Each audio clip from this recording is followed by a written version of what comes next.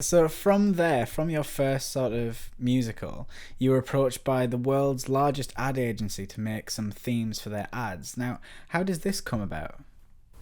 Well, it didn't come from the agency, in fact. That was J. Walter Thompson, which at the time I believe was the largest in the world. It came about through a film director who had invested in two cities, and he invested in because he loved the score and the story, which was a Charles Dickens classic. And he was sort of like the Ridley Scott of that period of time. This was sort of the mid to late 60s, 1960s. In fact, 1968 is when I did this commercial. And it's because he liked my music. He approached me to see if I'd like to do the music for this TV ad that he was the director of, and I had not really any experience other than I wrote the music for a Brill Cream ad, but it was for radio, and that was in California. Right. And after that, that's my whole career in advertising. And it was to picture, so it was like a mini version of writing music for TV or movies. And it was for the cheese board, in which the commercial showed a lump of cheddar cheese. And there was virtually no voiceover in it. All it had was at the start was you watching the ad. You'd see a close-up of a lump of ordinary cheddar cheese. And the voiceover just said, funny how you remember these things, say cheese. Say right. Cheese louder. And then the music, which I wrote, there was a movie called Zorba the Greek in exactly that period, and it had a theme that just burst into energy. This sort of thing, if you're at a Greek restaurant, you'd be throwing all the plates on the floor. Because coming back to the commercial, the ad going from this lump of cheddar cheese burst into the most exotic dishes that you could make, all using cheddar cheese.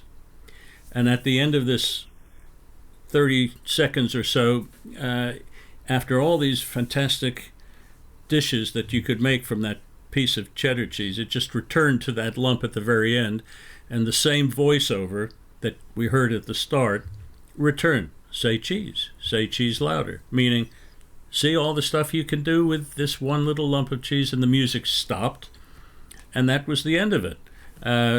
But it worked really well. It went on to have other commercials in that series made, and I guess I got just sort of lucky, the rub of the green, where because there was so little voiceover, the music and the theme itself was heard. It wasn't in the background, so to speak. That had to carry the story of the ad, basically. Exactly, yeah. And it grabbed the attention of other production companies and agencies who were keen to know, I wonder, who wrote the music for this? It's quite different. It was also a period of time when music and advertising was changing dramatically. And it wasn't just my theme for the cheese board.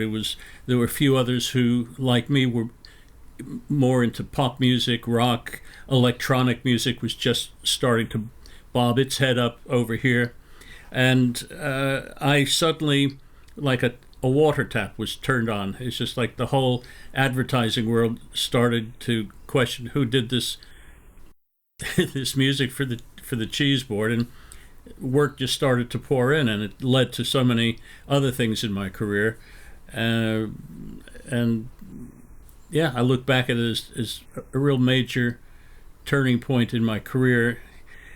I mean, really, Two Cities was the changing point. The effect of it came from doing it and getting this commercial for the cheese board. Right. And I think we've got a few of these ads if we're going to give them a listen. Okay.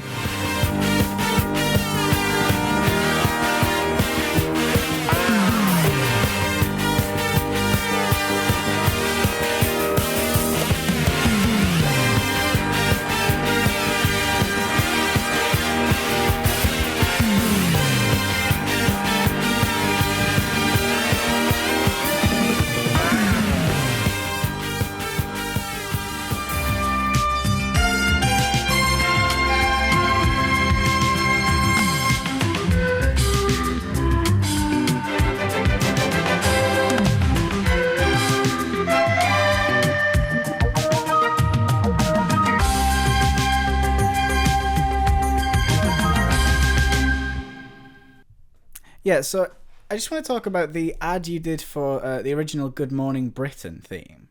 Um, there's a lot of orchestral ingredients, and it really reminded me of, War of the Worlds later on with these sort of orchestra and then this sort of funky beat.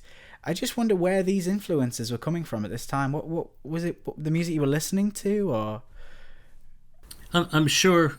I'm sure with any composers, or if you're a painter, an artist, whatever your career is, you're influenced by those before you, and I was no different.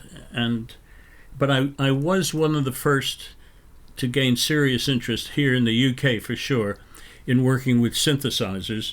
But what I wasn't interested in, not that I haven't done pure electronic writing, but my real interest was to take all that was different from the world of electronics and blend them with real instruments.